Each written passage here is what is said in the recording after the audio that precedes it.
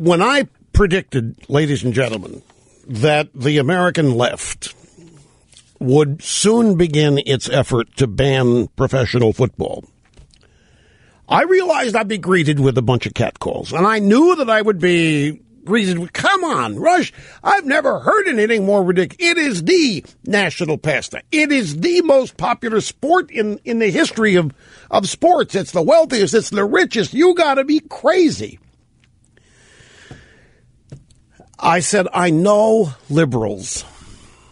I know them, and when the legal community gets involved, when the plaintiff's bar gets revved up, when lawsuits start flying about concussions and all, it's over, folks. I'm telling you, it's just a matter of when. I thought it'd be 15, 20 years, but over the weekend, George Will, no liberal he. George Will submitted a column that was headlined in the New York Post, Football's Growing Killer Problem. Basically, George Will, in his column, says that football is killing its players and cannot be fixed. There is simply no way to change the game to make it safer and maintain the game as it is. You can't take head contact out of football. There's no way you can coach changes. For example, when I played football in high school, they always taught you to hit or see what you hit. Do not lower your head as in a battering ram and go after somebody, because that's spinal and neck compression. That's how you break your neck. Don't always keep your head up and always see what you hit.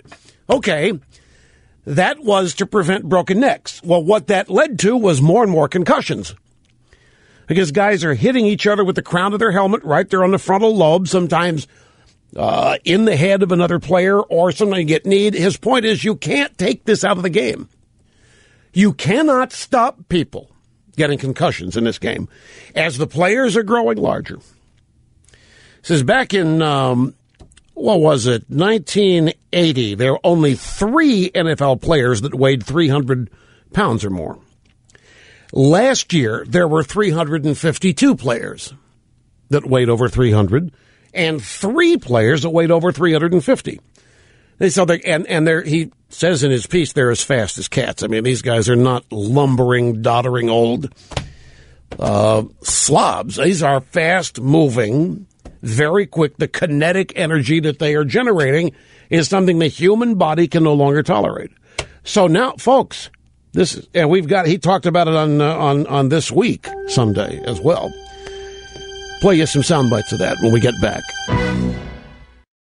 Hi, how are you? Welcome back. Great to have you. Rush Limbaugh here on the EIB network at 800-282-2882. Now, look, folks, we're going to talk about football here for a second, but I want you to hang in, because this actually is cultural, and this has to do with the future of the country. This is not football prognostication. It's not X's and O's. Stick with me on this. It's important, and it matters. Not just George Will. George Will has a column basically saying that football is killing its players, and it can't be fixed. He opens the column, are you ready for some football? First, are you ready for some autopsies? Now, there are a lot of other sports that feature concussions. Boxing. One of the fastest growing sports out there is the cage stuff. UFC, Ultimate Fighting Champion. That stuff's growing by leaps and bounds. I even hear the Southern Poverty Law Center likes that sport. Who? Rugby has concussions. Well, yeah, baseball has concussions. There are injuries in every sport, but I'm telling you, it's open season on football. That's the thing. It's open season on football. And it's now become bipartisan. It's crossed the partisanship divide with George Will weighing in on it. Let's go to the audio soundbite. He was on This Week during the roundtable. George Stephanopoulos said, all of us were actually struck by what you wrote this week about football. Pretty simple but staggering conclusion. You're right that football can't be fixed. See, We have gotten to the point football needs to be fixed. That's when it's over. Football needs to be fixed. Who says it needs to be? Everybody playing the game knows what they're signing up for. They're paid. But see, with the liberals, what? But this is permanent disfiguring. This is permanent brain damage, and we're not a barbaric society. We can't allow this. Can't have any risk. Can't do anything. So once football can't be fixed, once football can't be perfected. He even heard Obama use the word, talking about our country and our Constitution. It's imperfect, but it could be perfected. That's liberal drivel. The so-called march to perfection. As my buddy Mark Levin wrote, a meritopia, which is a takeoff on utopia, this inexorable forward march to perfection. But now they've determined football can't be perfected. It can't be fixed. Now, it's not just Will saying this. The people on the left came to this conclusion long before he wrote his piece. It can't be fixed. Who says it has to? See, this is the point. Somebody somewhere, I don't know if we're ever going to find person zero in this, decided football needed to be fixed. And I'll tell you who's going to be responsible. If this actually happens, as I'm predicting, years from now, the media, the sports media, which thrives on the existence of the sport. I mean, there are guys and women, sports writers, telecasters, broadcasters who earn a living covering the sport, and they're the ones that unwittingly. Well, I'll give you an example how. One of the football websites that I read is NBCSportsTalk.com. It's a pretty good website, and it's run by a good guy named Mike Florio. Now, you guys are all aware of the bounty punishments on the New Orleans Saints. If you're not, I'm not going to waste time bringing you up to speed. Basically, they suspended coach for a year, maybe for life, because he was offering bounties to the players on his defense if they would commit injuries that forced guys out of the game, to be carted off, ambulanced out. They've got it on tape. There's arguments over whether it actually happened or whether it was just motivational technique, but the coach's words are on tape, so he's in trouble, and a bunch of players have been suspended. One of them is a guy named Jonathan Vilma, who's been linebacker for the Saints, been suspended for a year. Now, the Saints played the first preseason game last night against the Arizona Cardinals, and the Cardinals' first offensive series, their quarterback, Kevin Kolb, flushed out of the pocket, is tackled in a clean hit, pulled a muscle, chest injury or something, threw an interception, had to leave the game with an injury. And you know how it's covered today? That is the kind of legal hit that the Saints were being paid to make, according to the bounty. The whole way the game is going to be covered now is going to change. Here you had a tackle, nothing more than a tackle.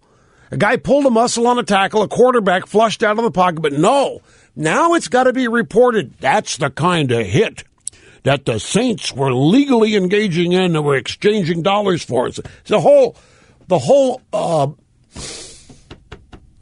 atmosphere, universe in which this game is now played and be reported on is forever changed. The media will not be able to let this bounty thing go. Every tackle, or somebody on TV, someone else, you think that would have been something that the Saints would have paid for? Is that a legal hit or an illegal? Do you think they were trying to put that guy out of the game? Once that stuff starts, there's no fixing that either. So here's George Will, and Stephanopoulos says, you write, the game can't be fixed. The human body is no longer built for the kinetic energy of the National Football League and even farther down to high school. In 1980, George, there were 3 NFL players over 300 pounds. Today, there are 3 over 350 pounds, and 352 people on the 2011 rosters weighed more than 300 pounds.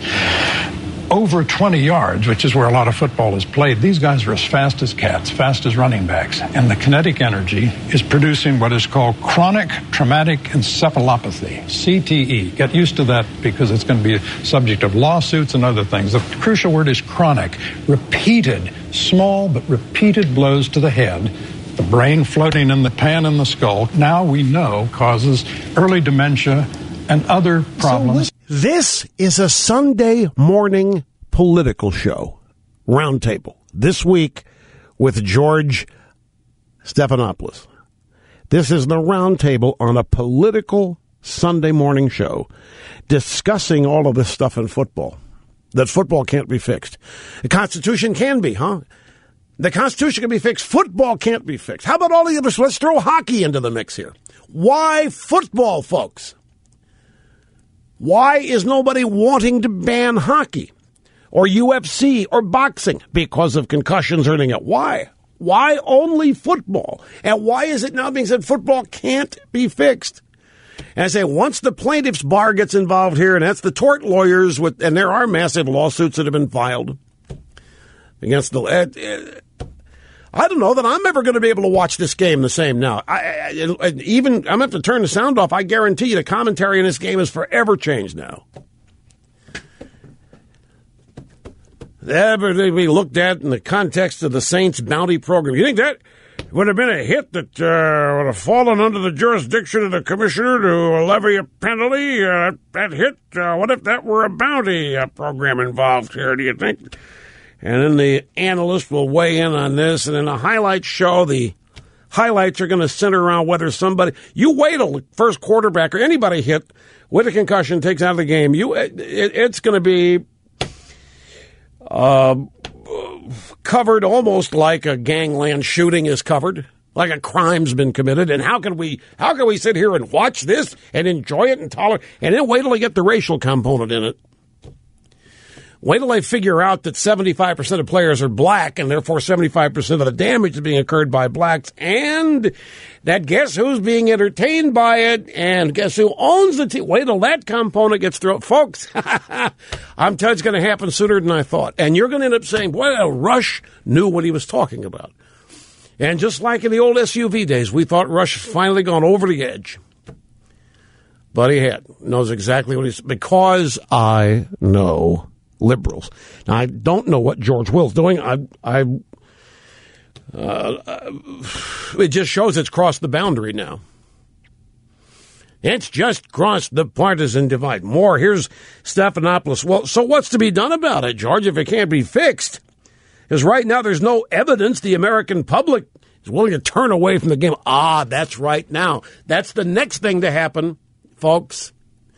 The next thing to happen is for efforts to be made to get you not to watch this barbaric bloodbath, to compare you no different than the ancient Romans who gathered in the Colosseum to watch the Christians given to the lions. You'll be no different than those bloodthirsty people back then.